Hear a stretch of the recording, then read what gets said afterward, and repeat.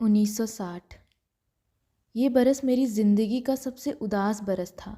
ज़िंदगी के कैलेंडर में फटे हुए पृष्ठ की तरह। मन ने घर की दहलीज़ों के बाहर पाँव रख लिया था, पर सामने कोई रास्ता नहीं था, इसीलिए घबराकर कांपने लगा। साहिर को बम्बई फ़ोन करने के लिए फ़ोन के पास गई थी कि अजीब संजोग हुआ था कि उस दिन के ब्लिट्ज़ में तस्वीर भी थी और ख़बर भी कि साहिर को ज़िंदगी की एक नई मोहब्बत मिल गई है। हाथ फ़ोन के डायल से कुछ इंच दूर शून्य में खड़े रह गए। उन्हीं दिनों मैंने अपने मन की दशा को ऑस्कर वाइल्ड के इन शब्दों में पहचाना था। मैंने मर जाने का विचार किया।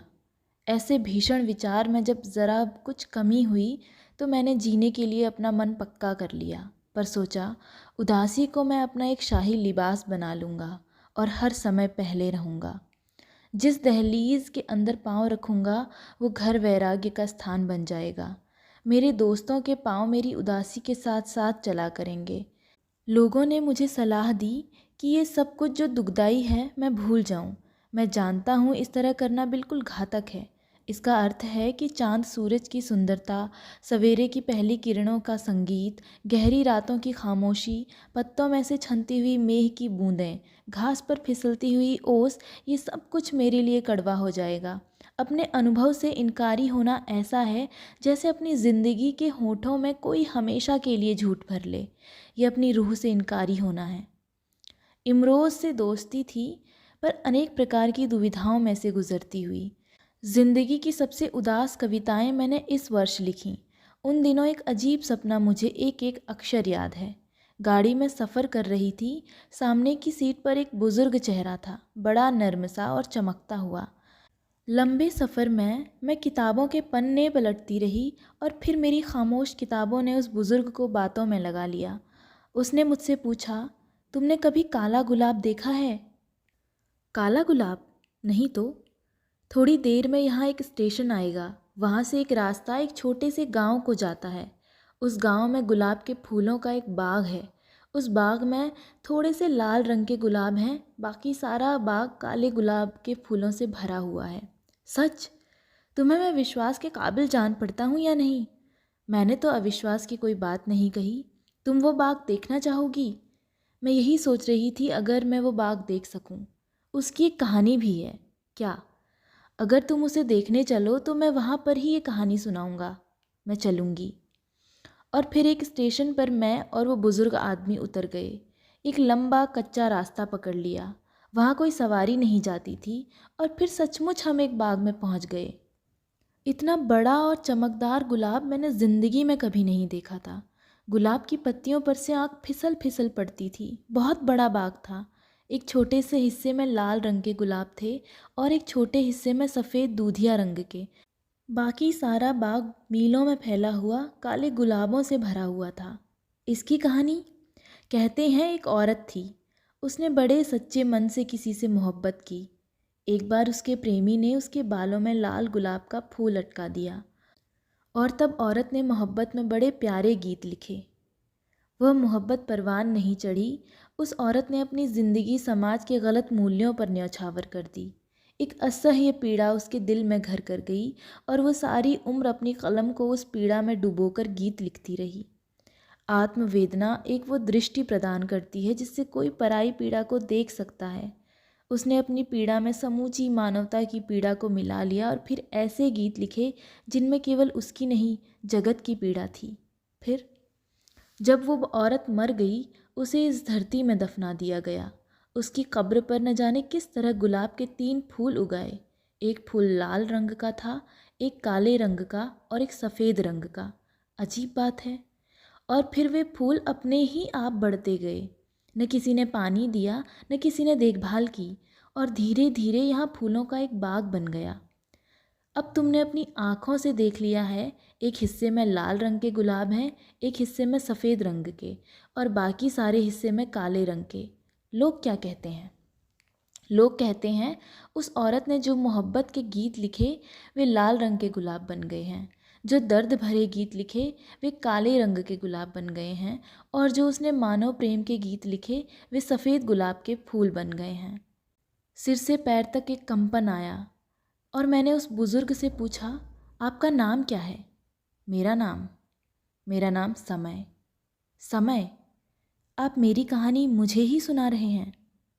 समय की मुस्कुराहट और मेरे अपने कंपन के कारण मेरी आँख खुल गई और उन्हीं दिनों लिखा, दुखांत ये नहीं होता कि रात की कटोरी को कोई ज़िंदगी के शहद से भर न सके और वास्तविकता के होंठ कभी उस शहद को चख न सकें। दुखांत ये होता है जब रात की कटोरी पर से चंद्रमा की कलई उतर जाए और उस कटोरी में पड़ी हुई कल्पना कसैली हो जाए। दुखांत ये नहीं होता कि आपकी किस्मत से आपके साजन का नाम पता न पढ़ा जाए और आपकी उम्र की चिट्ठी सदा रुलाती रहे। दुखांत ये होता है कि आप अपने प्रिय को अपनी उम्र की सारी चिट्ठी लिख लें और फिर आपके पास से आपके प्रिय का नाम पता खो जाए। दुखांत ये नहीं होता कि ज़िंदगी की लंबी डगर पर समाज के बंधन अपने कांटे बिखेरते रहें और आपके पैरों में से सारी उम्र लहू बहता रहे। दुखांत ये होता है कि आप लहूलुहान पैरों से एक उस जगह पर खड़े हो जाएं जिसके आगे कोई रास्ता आपको बुलावा न दे। दुखांत ये नहीं होता कि आप अपने इश्क के ठिठुरते शरीर के लिए सारी उम्र गीतों के पैरहन सीते रहें। दुखांत ये होता है कि इन पैरहनों को सीने के लिए आपके पास विचारों का धागा चुक जाए और आपकी कलम सुई का छेद टूट जाए। उस वर्ष के अंत में मैं साइकियाट्रिस्ट के इलाज में भी रही, अपने आप को जानने के लिए, और उसके कहे अनुसार हर रोज़ अपने विचारों और सपनों को कागज़ पर लिखा करती थी। उन्हीं दिनों के अजीबो गरीब सपनों में से जो डॉक्टर को पढ़ने के लिए लिखे थे कुछ ये हैं। पहला, किसी बहुत ऊंची इमारत के शिखर पर मैं अकेले खड़े होकर अपने हाथ में लिए हुए कलम से बातें कर रही थी। तुम मेरा साथ दोगे? कितने समय मेरा साथ दोगे? अचानक किसी ने कसकर मेरा हाथ पकड़ लिया। तुम छलावा हो, मेरा हाथ छोड़ दो, मैंने कहा और ज़ोर से अपना हाथ छुड़ाकर उस इमारत की सीढ़ियाँ उतरने लगी।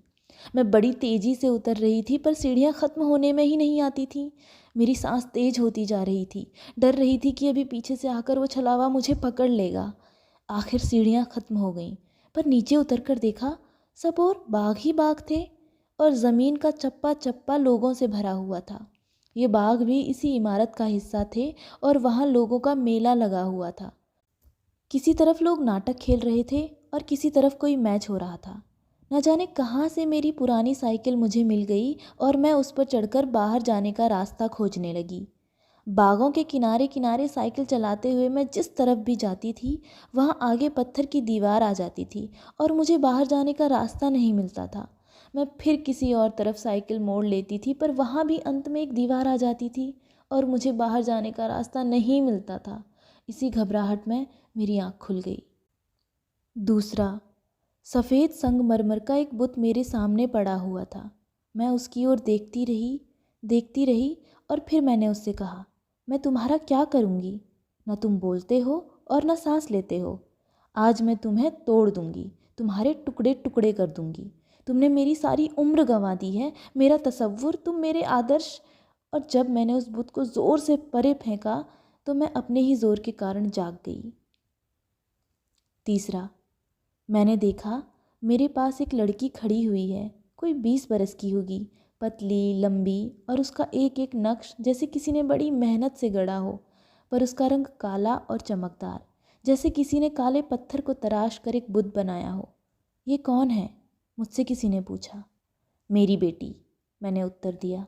पूछने वाला कौन था ये मुझे नहीं मालूम, पर उसने फिर चकित होकर पूछा, मैंने तेरे बच्चे देखे हैं, वे बड़े सुंदर हैं। सुंदर तो ये भी है पर इसका रंग। वे दोनों छोटे हैं, उनका रंग गोरा है। ये मेरी सबसे बड़ी बेटी है। तुम जानते हो, पार्वती ने एक बार अपने शरीर के मैल को इकट्ठा करके एक पुत्र गणेश बना लिया था। मैंने अपने मन के सारे रोष को बटकर ये बेटी बनाई है, मेरी कला, मेरी कृति। चौथा, मैं एक उजाड़ जगह से गुजर रही थी। मुझे किसी की शक्ल नज़र नहीं आई, लेकिन एक आवाज़ सुनाई पड़ी। कोई गा रहा था, बुरा की तोई साहिबा मेरा तरकस टंग्योई चंड। तुम कौन हो? मैंने उस उजाड़ में खड़े होकर चारों ओर देखकर कहा, मैं बहादुर मिर्ज़ा हूँ। साहिबा ने मेरे तीर छिपा दिए और मुझे लोगों के हाथों बेआई मौत मरवा दिया। मैंने फिर चारों ओर देखा पर मुझे किसी की सूरत दिखाई नहीं दी। मैंने उत्तर दिया, कभी कभी कहानियाँ करवट बदल लेती हैं। आज एक मिर्ज़ा ने मेरे तीर छिपा दिए और मुझे एक बहादुर साहिबा को बेआई मौत मरवा दिया है। 5वां, बादल बड़े ज़ोर से गरजे, सारा आसमान कांप उठा और फिर मेरे दाहिने हाथ पर बिजली गिर पड़ी। मेरे सारे शरीर को एक सख्त ज़ोर का झटका लगा और फिर मैंने संभलकर अपने हाथ को हिलाकर देखा। हाथ बिल्कुल ठीक था, केवल एक जगह से थोड़ा लहू बह रहा था, मानो एक खरोंच आ गई हो। दूसरी बार फिर बिजली कड़की और मेरे उसी हाथ पर गिर पड़ी। फिर एक सख्त झटका लगा और मैंने जब हाथ को हिलाकर देखा तो वो बिल्कुल साबुत था, केवल एक जगह ऐसी थी मानो मामूली सी रगड़ लग गई हो। तीसरी बार फिर आसमान दो टुकड़े हो गया और मेरे उसी हाथ पर बिजली गिर पड़ी। सख्त झटका लगा, पर उसके बाद जब मैंने हाथ को हिलाया, हाथ हिलता अवश्य था, पर एक उंगली टेढ़ी हो गई थी। मैंने अपने दूसरे हाथ से उस उंगली को दबाया, बार बार दबाया तो वो सीधी हो गई, अपनी जगह पर आ गई।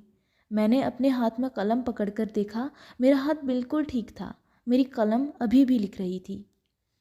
इस समय मेरे मन की हालत बादलेयर के मन जैसी थी जब उसने सुंदरता की बिरद लिखी थी। तुम ऊंचे आसमान से उतरी हो या गहरे पाताल से निकली हो, तुम्हारी दृष्टि निरी शराब, दैत्यमय भी देवमय भी। तुम्हारी आँखों में सांझ भी भोर भी, तुम्हारी सुगंध जैसे सांझ की आंधी, तुम्हारे होंठ दारू का एक घूंट, तुम्हारा मुख एक जाम। तुम किसी खोह खंदक में से उभरी हो या तारों से उतरी हो, तुम एक हाथ से खुशी बीजती हो, दूसरे से तबाही। तुम्हारे गहनों की छटा कितनी भयानक, तुम्हारा आलिंगन जैसे कोई कब्र में उतरता जाए। इसी वर्ष के आरंभ में 26 जनवरी के गणतंत्र दिवस पर भारत सरकार की ओर से मैं नेपाल गई थी, पर मन की बड़ी उखड़ी हुई दशा थी और वहाँ से जो पत्र इमरोज़ को लिखे थे वे ये थे। कल नेपाल ने मेरी उस कलम का सत्कार किया जिससे मैंने तुम्हारे लिए मोहब्बत के गीत लिखे। इसीलिए मुझे जितने फूल मिले मैंने सारे तुम्हारी याद में चढ़ा दिए। हिज्र दी इस रात विच कुछ रोशनियां वंदी पई। मेरी इस कविता में तुम्हारी याद की बत्ती जल रही थी। रात 11:30 बजे तक इस रोशनी का जिक्र होता रहा। पास कितनी ही नेपाली, हिंदी और बंगाली कविताएं जल रही थीं। एक फारसी का शेर था, रेगिस्तान में हम लोग धूप से चमकती हुई रेत का पानी समझकर दौड़ते हैं, भुलावा खाते हैं, तड़पते हैं। पर लोग कहते हैं रेत रेत है, पानी नहीं बन सकती। और कुछ सयाने लोग उस रेत को पानी समझने की गलती नहीं करते। वे लोग सयाने होंगे, पर मैं कहती हूँ जो लोग रेत को पानी समझने की गलती नहीं करते, उनकी प्यास में ज़रूर कोई कसर रही होगी। सच, मेरे छलावे, मेरे सयानेपन में कोई कसर हो सकती है, पर मेरी प्यास में कोई कसर नहीं। 27 जनवरी 1960। राही, तुम मुझे संध्या वेला में क्यों मिले? ज़िंदगी का सफ़र ख़त्म होने वाला है। तुम्हें मिलना था तो ज़िंदगी की दोपहर के समय मिलते, उस दोपहर का सेंक तो देख लेते। काठमांडू में किसी ने ये हिंदी कविता पढ़ी थी। हर व्यक्ति की पीड़ा उसकी अपनी होती है, पर कई बार इन पीड़ाओं की आकृतियाँ मिल जाती हैं। ये मेरी प्रतीक्षा तुम्हारे शहर की जालिम दीवारों से टकराकर सदा घायल होती रही हैं। पहले भी 14 वर्ष राम वनवास की अवधि इसी तरह बीत गए और लगता है मेरी ज़िंदगी के बाकी वर्ष भी अपनी उसी पंक्ति में जा मिलेंगे। 1 फरवरी 1960।